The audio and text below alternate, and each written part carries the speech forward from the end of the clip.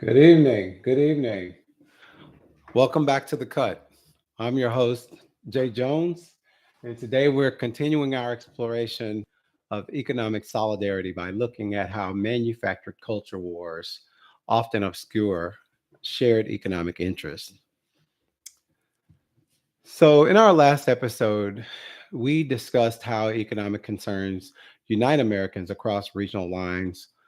Today, we'll dig deeper into how cultural and social issues are often weaponized to prevent economic solidarity and how Americans are finding ways to build coalitions despite these attempts at division. Whether you consider yourself progressive, conservative, or somewhere in between, this conversation is about finding the common economic ground that can improve life for all working Americans. So, if you have input or questions regarding culture wars, please drop a note in the chat and we will acknowledge it during the conversation.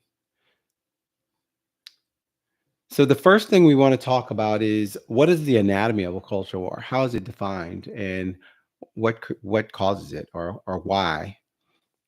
Um, what exactly are culture wars and why do they dominate our political discourse? So, culture wars centered on issues of identity, value, and lifestyle. From debates about curriculum in schools to controversies over media representation. These issues are generally important to many Americans, reflecting deep seated values and concerns. However, the way these issues are framed and amplified often serve to divide people who actually share a significant economic interest. Consider this pattern. A contentious social issue erupts in the media. Politicians stake out opposing positions, and they always do. Voters who might otherwise find common cause over economic concerns uh, instead retreat to opposing sides. Meanwhile, legislation that would address shared economic challenges fail to gain traction. And this is not a coincidence.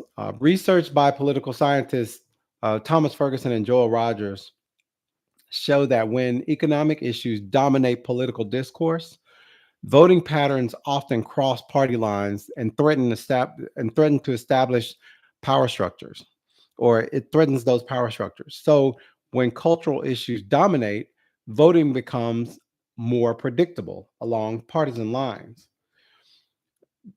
It doesn't mean cultural issues aren't real or important.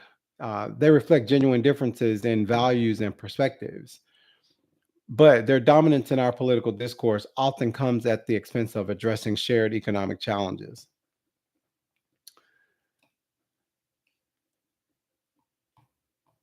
So, next, what we'll talk about is the economic commonalities across political divides, which is the basic gist of the whole podcast is to talk about the things that we have that bring us together and that are overshared by the things that divide us or overshadowed by the things that divide us.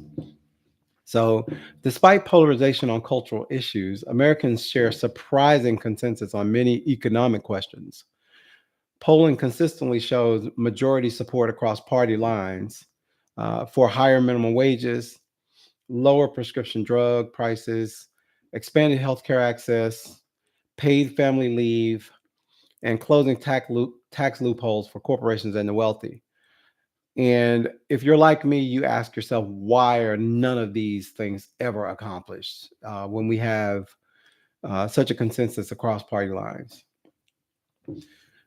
Even on issues like trade policy, where positions have shifted over time, working class voters across the political spectrum have often shared concerns about job security and fair competition. I will share two clips in the chat regarding uh, progressive voters from Chicago expressing frustrations over corporate taxes, and also a conservative voter from Ohio, from rural Ohio, discussing the same concerns about corporate taxes. I share this just to show you that there are people on both sides of the aisles who have the same concerns, and why our politicians are uh, so charged towards each other about these same issues is something that we should be asking ourselves. So these commonalities extend to views about corporate power. Both conservative and progressive voters express concern about monopolistic practices, and especially in sectors like agriculture, pharmaceuticals, and technology. A 2022 survey found that 76% of Republicans and 74% of Democrats, again, that's 76% of Republicans and 74% of Democrats, agree that too much power is concentrated in the hands of a few large companies. Similar majorities across party lines supported stronger anti enforcement. Even more striking is the cross partisan support for workplace organizing. While union membership is often associated with Democratic politics, polling shows that rank and file Republican voters often support work, particularly in their own industries and communities. But again, unions are non-partisan, and unions don't reflect one party or another. The challenge is that these economic commonalities rarely translate into political coalition building because the cultural wedge issues consistently take center stage in our national conversation. And you may ask what those issues are. So, what we'd like to talk about is some of the successful economic coalitions that are out there, which help to address some of these concerns. So, despite the challenges, there are inspiring examples of Americans building economic coalitions across cultural and political divides. In Maine, a coalition of lobstermen, environmentalists, and coastal communities successfully fought against regulatory changes that threatened small scale fishing operations. Though divided on many cultural issues, these groups recognize their shared economic interest in preserving local fishing rights against corporate consolidation. In the healthcare sector, for instance, organizations like the Healthcare Now coalition have united groups ranging from faith based organizations to labor unions around the goal of affordable healthcare. By focusing on the economic burden of the current system rather than the divisive aspect of healthcare politics, they've built surprising alliances. Rural electric corporate cooperatives offer another example. These members owned utilities serve predominantly conservative rural areas, but have increasingly embraced community solar projects and other progressive energy initiatives that because they make economic sense for their communities. So, what these examples share is a focus on concrete economic interests rather than partisan labels or cultural identities. They demonstrate that economic common cause can transcend other divisions when given the chance. So, how do we build broader coalitions? These were a few. These were a few, kind of examples of some of the smaller ones. But what are some broader coalitions, and how can we build on these examples to create broader economic coalitions? First, we must distinguish between elites and ordinary voters and their interests. Political and media elites often have incentives to emphasize division, while everyday Americans have more practical concerns. Second, we must be willing to engage across cultural divides without demanding perfect alignment on all issues. Economic solidarity doesn't require agreement on every social or cultural question. It just requires recognizing that shared economic interests despite those differences. Organizations like American Economic Liberties Project have found success in building cross-partisan coalitions by focusing on corporate monopoly power and its effects on communities. By emphasizing how economic concentration harms small businesses, workers, and consumers across the political spectrum, they've created space for collaboration despite other differences. Similarly, the Poor People's Campaign has explicitly worked to build a multiracial, cross regional movement focused on economic justice. By emphasizing how poverty affects Americans of all backgrounds, they've created spaces for solidarity that transcend other divisions. These efforts suggest a path forward. Start with concrete economic concerns that affect people's daily lives. Build relationships based on those shared interests and allow space for differences on other issues. Now, I'm sure some of us are asking the questions, or rather sharing our frustrations, that we try to do this all the time in our own communities, by reaching out to other communities, and we're always met with the cultural divisiveness that seems to dominate our society these days. But I just say keep going. It'll eventually happen. We'll find enough common ground in the efforts of uh, someone else to divide us even further, even though we're both being hurt. And I don't think that's going to survive for too long. That's not going to thrive very long. So, what I will share is, and today's podcast is pretty short. Um, but as I've already discussed, the economic concerns that unite Americans often run deeper than the cultural issues that divide us. And when we look beneath the surface of partisan polarization, we find some surprising commonalities in how Americans across the political spectrum view economic questions. Successful coalition building doesn't require erasing cultural differences or demanding uniformity on all issues. It requires recognizing that shared economic interests and working together on those specific concerns, even while acknowledging differences elsewhere. Throughout our season, we'll continue exploring how economic justice transcends traditional political divides and create opportunities for unexpected alliances.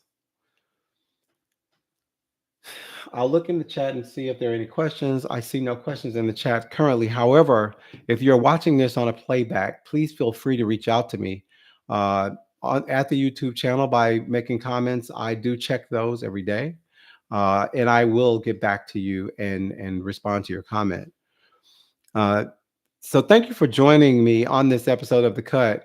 And I'm going to give you subscription information in a second, but I wanted to inform everyone and bring you aware to the fact that the podcast will be changing up slightly. I, from the beginning, and this is definitely going to remain a part of the podcast, and that is my efforts to bring people together, regardless of what your political affiliations are, um, or what your rural or urban background may be, and the things you've learned growing up in terms of your perspectives of others based on their own cultural differences. However, I think there's a bigger need now more than ever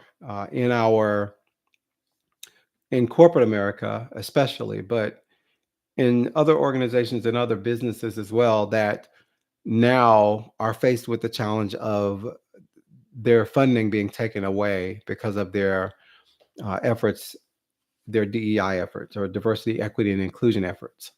So going forward, I will be using my background uh,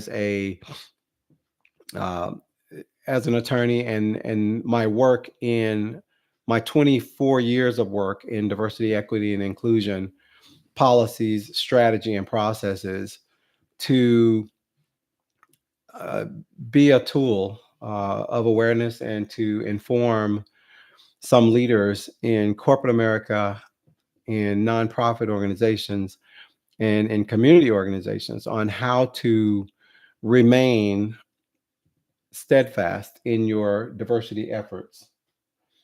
Um, Again, as I mentioned in my first few episodes, the divisions in this country aren't really the cultural divisions that we think they are.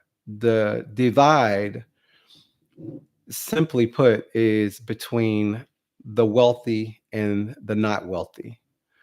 Um, so from a diversity perspective, the the common knowledge that we all need to gain about each other is still a key factor in how we move forward and whether we survive.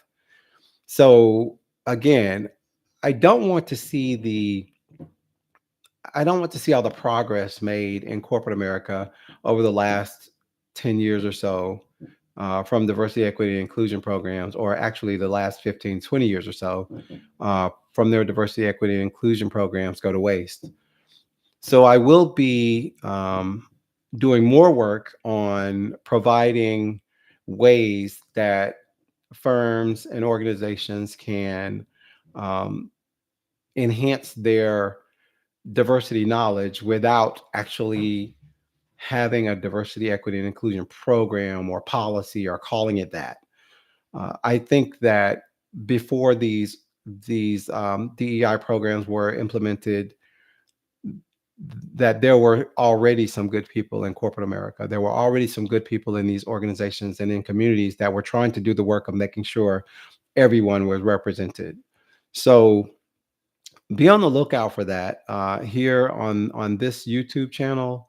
I will definitely be doing Facebook Lives. I will be doing on my LinkedIn page, which is Jay Jones. That's JAYEJONES.